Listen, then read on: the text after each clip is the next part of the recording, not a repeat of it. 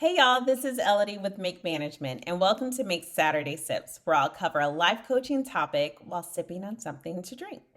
Today I'm going to spill a little tea while sipping on some tea. Green tea, that is. So, green tea is loaded with antioxidants, which protects against cancer, lowers the risk of heart disease, and aids in fat loss and improves brain function. And from what I hear, it gives you energy, which is our topic for today. Today, we're going to talk about energy. Now, I'm not going to talk about energy in all the ways that science dictates it because I am not a scientist.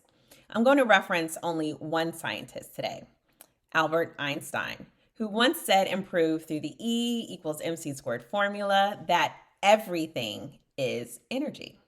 What does this mean? You see, energy can manifest itself in a dense form that is accessible via our five physical senses. I'm talking about quirky electrons and molecules interacting and doing all kinds of scientific stuff. But energy is also unseen.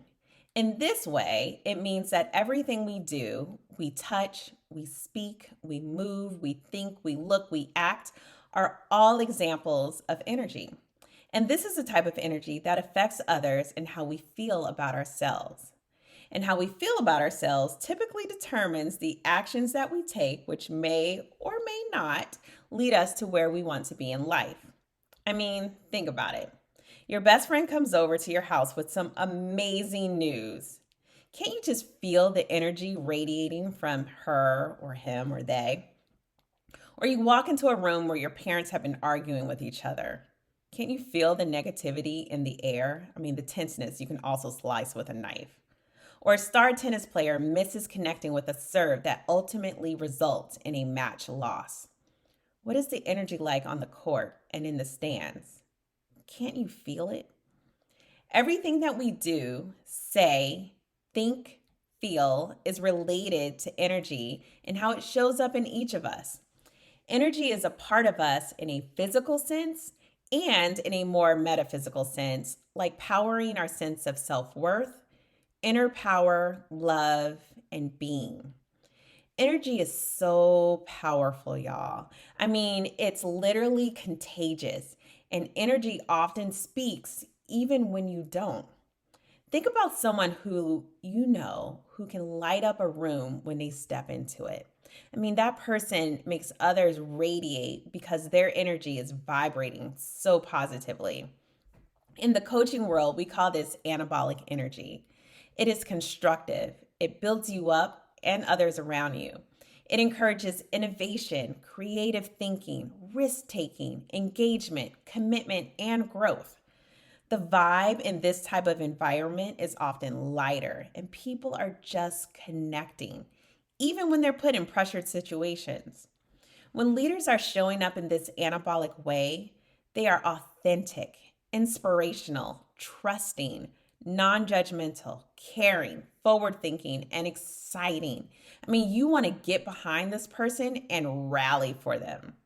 Any anabolic team captain doesn't blame the team for a game loss. They accept the reality and continue to trust and encourage their teammates and look for opportunities for growth.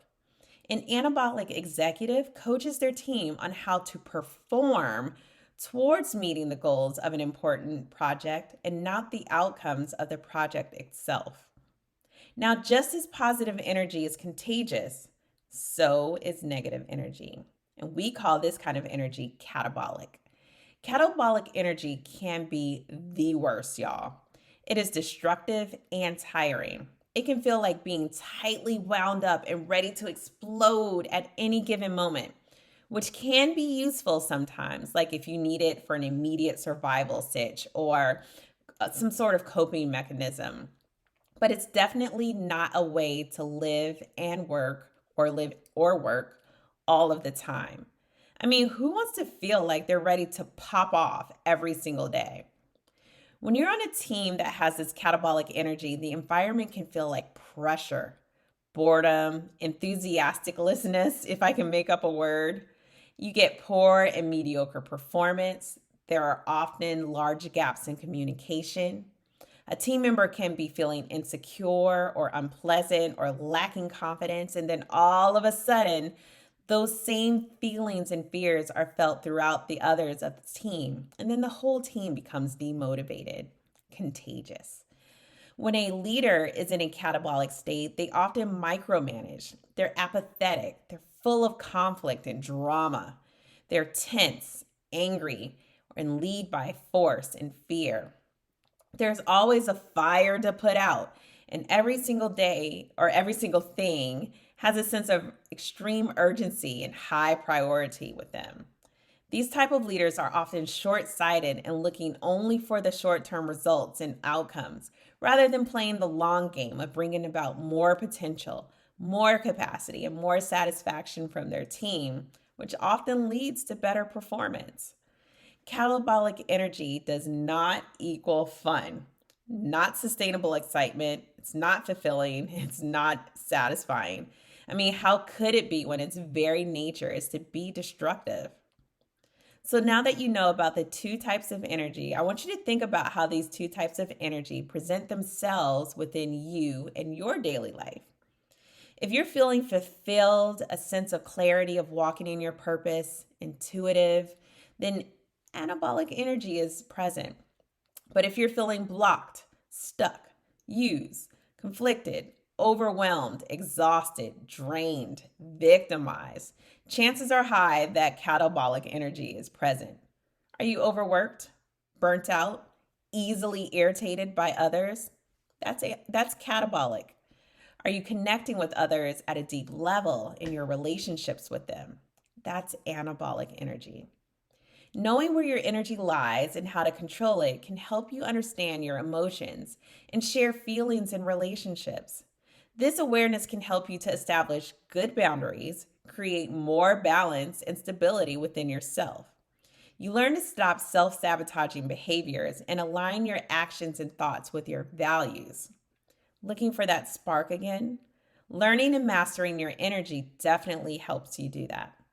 But first, it starts with self awareness. If energy is transferable and cannot be destroyed, how is anabolic and catabolic energy being transferred into the various areas of your life? How is energy, both yours and that of others around you, affecting where you want to ultimately be in life? Is it serving you or breaking you down? Now, I'm going to end this Saturday sip with a quote that kind of really resonates with me, and I think about it from time to time, so I hope that it'll do the same for you. It's from our dear old friend Aristotle, who once said, "The energy of the mind is the essence of life." So, until next time, love and light, my friends, and make your own day. Bye now.